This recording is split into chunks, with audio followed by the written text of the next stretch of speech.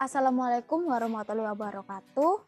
Pada kesempatan kali ini kami dari kelompok 4 yang beranggotakan Firdanur Ramadhani dengan NIM 21241010-2008 dan saya sendiri Stefani Felicia Irawan dengan NIM 21241010-2012. Kemudian rekan saya yang ketiga yaitu Amanda Fania dengan NIM 21241010-2014.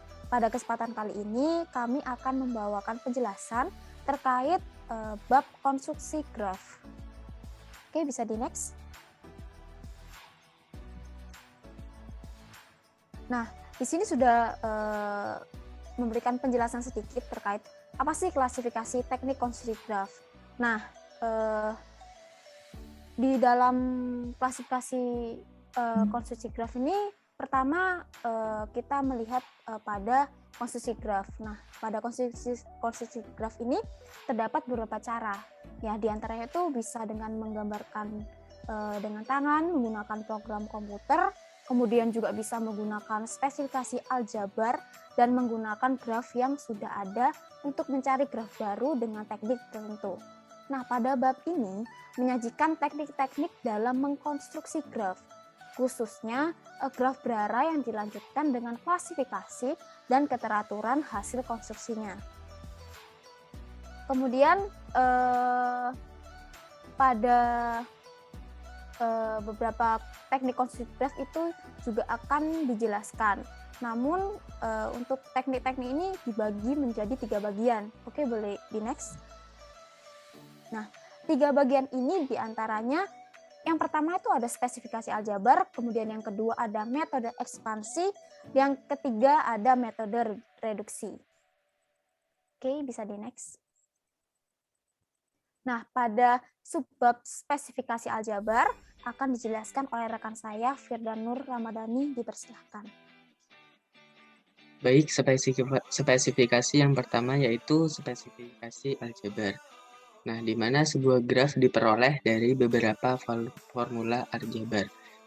Maksudnya di sini yaitu aljabar ini diartikan bahwa sebuah graf berarah diperoleh dari penggunaan teknik konstruksi yang dispesifikasikan melalui beberapa formula aljabar. Nah, dalam prosedur ini titik-titik pada graf berarah dapat dilabeli dengan angka maupun huruf sedemikian rupa. Nah, sehingga terdapat sebuah sisi berarah yang menghubungkan satu titik dengan titik yang lainnya sesuai dengan formula yang telah diberikan. Nah, teknik-teknik konstruksi yang termaksud dalam klasifikasi sebagai spesifikasi aljabar sebagai berikut. Nah, ini jadi untuk mengklasifikasikannya teknik aljabar ini, yang pertama itu dengan spesifikasikan sembarang ordo dari graf berarah yang diinginkan. Nah, kemudian ada juga dengan spesifikasinya itu dengan nilai maksimum dari derajat keluar, yang kemudian digunakan formula yang diberikan agar dapat diperoleh graf yang berarah baru. Kemudian untuk penggunaan spesifikasi aljabar ini, yang pertama itu dapat digunakan pada generalisasi graf berarah De Bruijn dan generalisasi graf berarah Cauchy. Jadi pada penggunaan spesifikasi tersebut ini, dengan kata lain hanya dibutuhkan spesifikasi sembarang ordo dari graf berarah yang diinginkan dan nilai maksimum dari derajat keluarnya. Nah, kemudian digunakan formula yang telah diberikan agar dapat diperoleh graf berarah baru.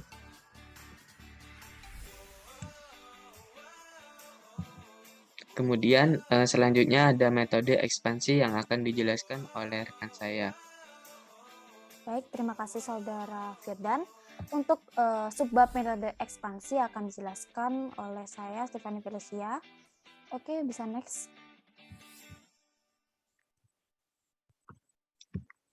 Nah, pada metode ekspansi ini, sebuah graf berarah baru diperoleh dari graf berarah lain yang berordo lebih kecil berdasarkan pada aturan-aturan yang telah dispesifikan.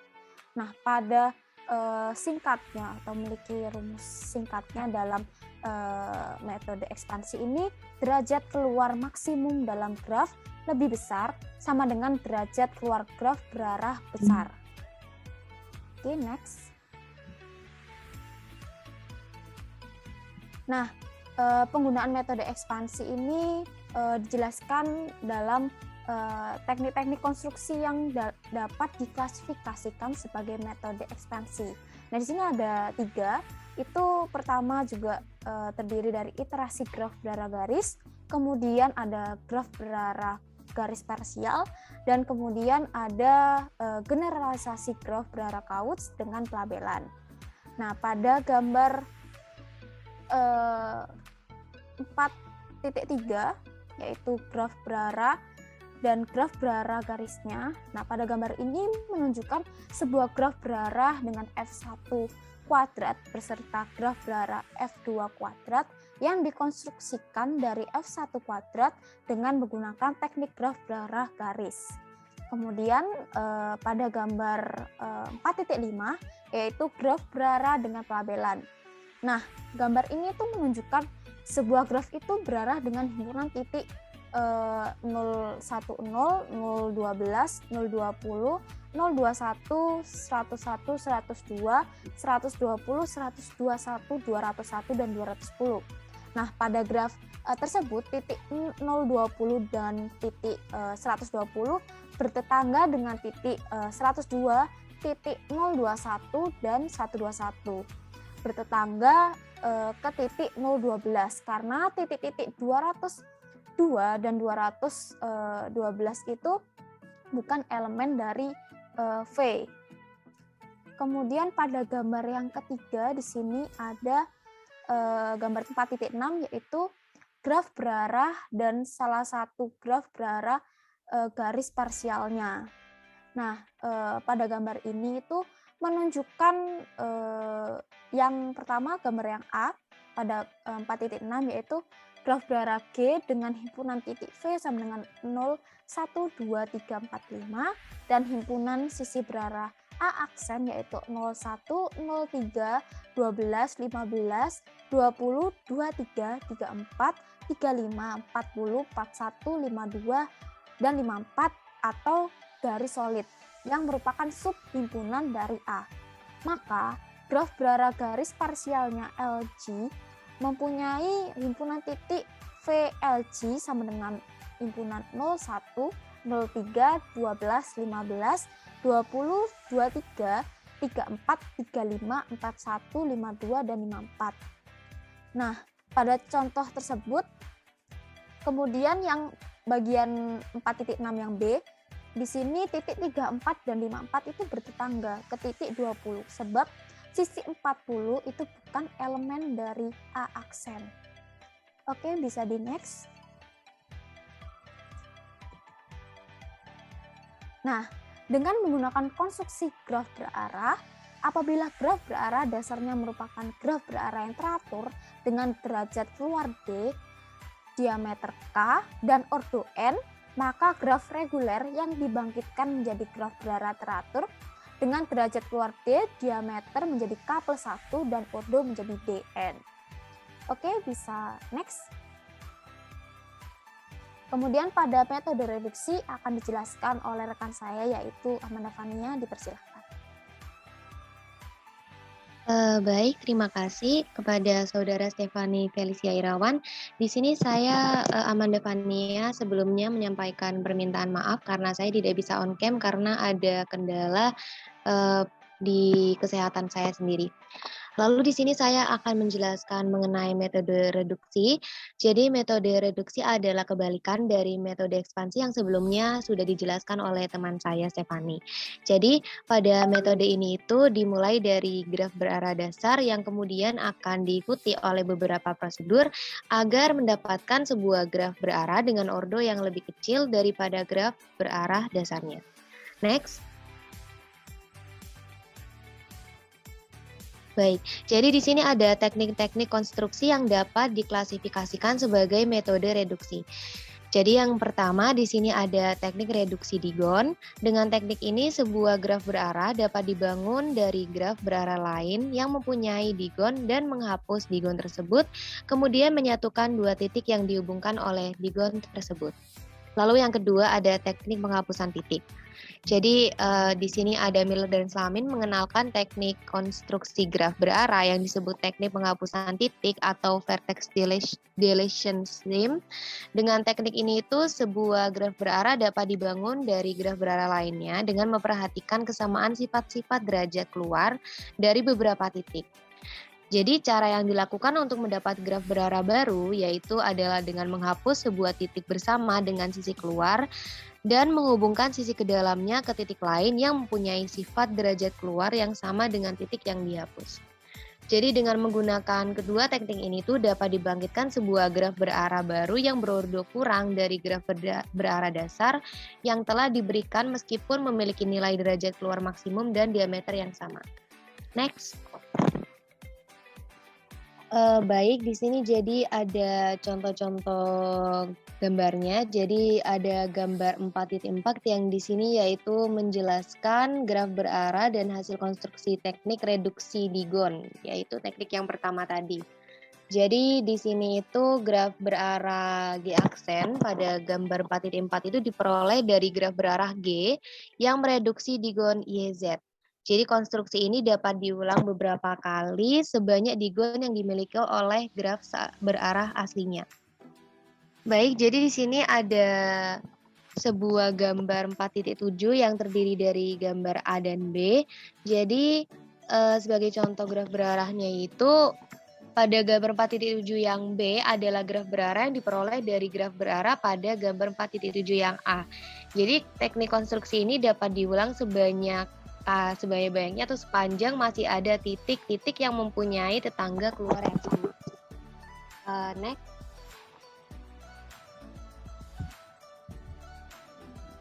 Baik, di sini saya sudah menyampaikan mengenai metode reduksi. Untuk selanjutnya akan disampaikan oleh teman saya. Kemudian untuk selanjutnya yaitu kita akan membahas terkait keteraturan hasil konstruksi graf. Boleh di next.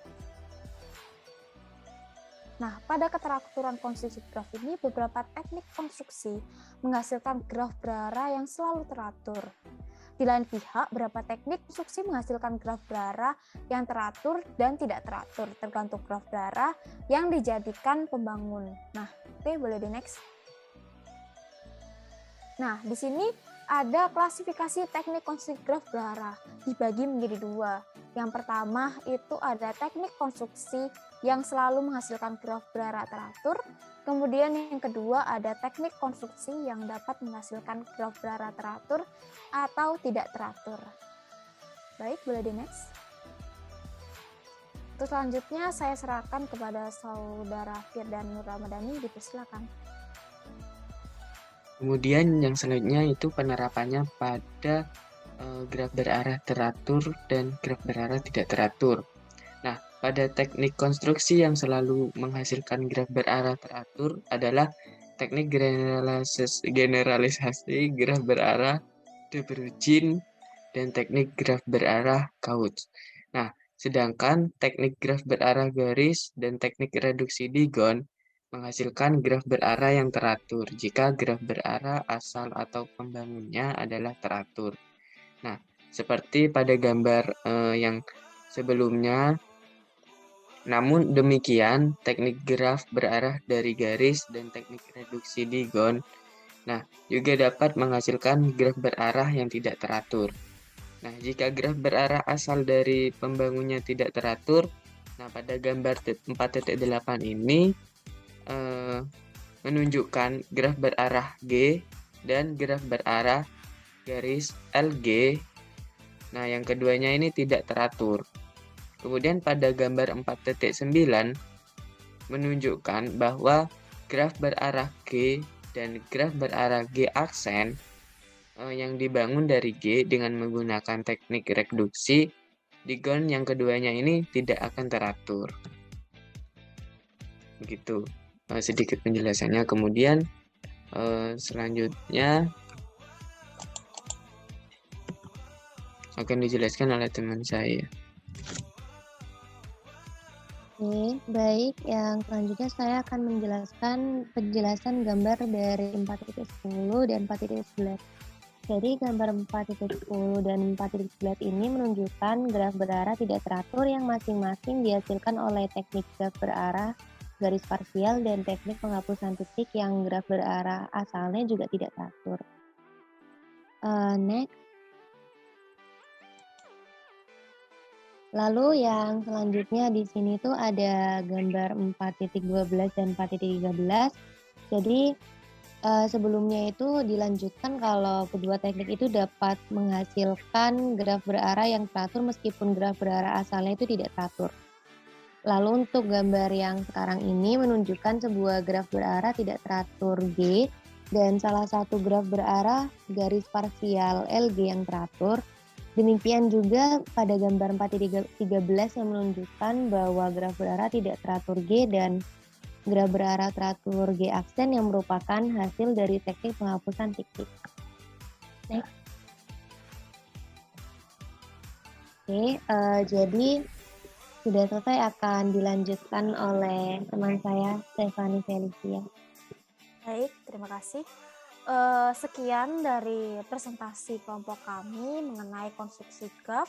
Mohon maaf jika ada suatu kesalahan atau beberapa kata yang mungkin susah dimengerti. Mohon dimaafkan. Terima kasih. Assalamualaikum warahmatullahi wabarakatuh.